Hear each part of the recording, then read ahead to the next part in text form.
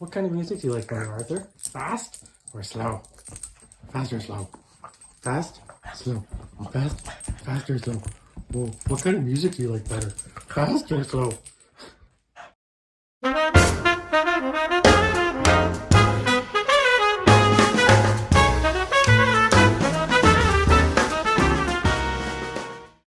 Hey everyone, Saxophone Oracle here. This week we're going to dive into the question that one viewer asked in response to the video I made about slow practice. They said they noticed that they're always encouraged to play fast or to strive to play quicker tempos, whether it's at their lessons, the groups they play with, what have you. And so they asked, why is playing faster better than slow playing? Or to paraphrase, is fast playing better than playing slowly? Well, the answer is yes, it is. Well, sort of. Let's dig into it. Let's assume we're talking about a player who has a great sound, great time, good ability at improvising, and all of that. And then we're simply talking about speed and execution. Then I'd have to say, yes, that person is better than someone else who can't play as fast. I mean, look, Chris Potter is a better saxophone player than I am. I think we can all agree on that, right? The thing is, as musicians, no matter the instrument that we play, the goal is to have as much mastery and command over that instrument as possible, because the more we can do on any given instrument potentially gives us the freedom to better express ourselves or make better art. In other words, we want to get so good at our instruments that it doesn't inhibit us from doing anything we might want to do. And this would include playing fast, things like altissimo, odd meters, multiphonics, beatboxing, mastery over harmony, whatever you can come up with, right? And there's always people pushing the limits of any given instrument. So in a sense, yes, faster is better, so long as we're not sacrificing other things like time and sound and tuning. But all of this is simply addressing the ability to play an instrument. If we're talking about music as art or as a form of expression or what touches people, well then no, all of a sudden playing fast is probably nowhere near as good as playing slowly. And now we dive into the subjective, right? How do we measure better or worse? How do we put a value on something like music?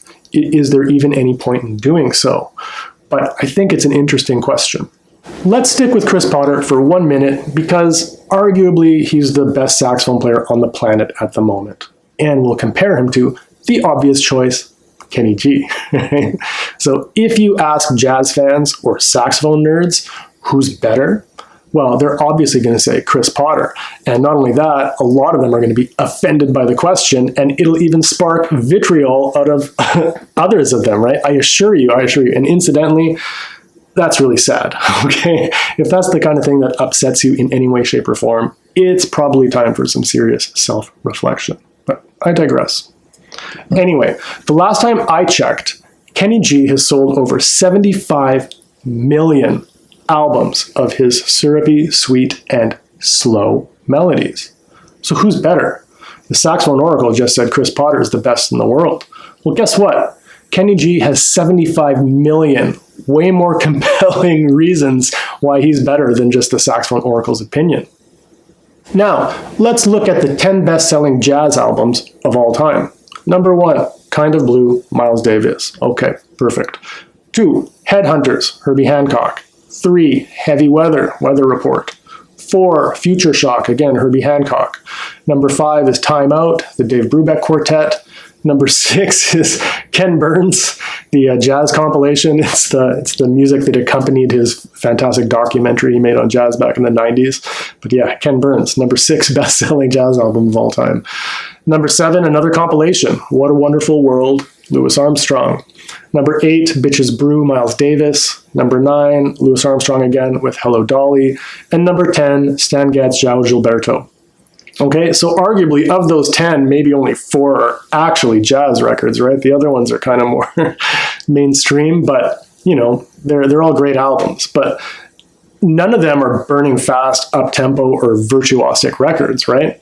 And if we look at pop music or R&B, hip-hop, any of the music that people are actually listening to around the world, well, you'd be hard-pressed to find any songs that go faster than 90 beats per minute. Look, human nature is such that we're drawn to flashy and impressive things. whether we're talking about sports or finance, politics, or music and art. We admire those who are able to achieve impressive things and things that seemingly feel impossible to the rest of us. And a lot of times those things are often very superficial. If you ask a young saxophone oracle who his favorite players were, he would say Kenny G, Michael Brecker, Joshua Redmond, James Carter, David Sanborn. But if you ask me now, it's players like Hank Mobley, Johnny Hodges, and Dexter Gordon. All that to say, it's normal. When we start learning an instrument, it's normal to be drawn to the faster, the higher, the louder, and the showier stuff. It's really impressive, it's exhilarating to witness live, and it's exhilarating to play if you can. And I can tell you firsthand, I mean, I'm no Chris Potter, I'm no Chad LB, but I'm no slouch either. And I really enjoy shredding through tunes at impossibly fast tempos from time to time, because it's wicked fun to do. But as a performer and as a listener, I prefer that kind of thing in moderation. Otherwise, it's just too much. So is playing faster better than playing slower? Well, I guess that's in the eye of the beholder.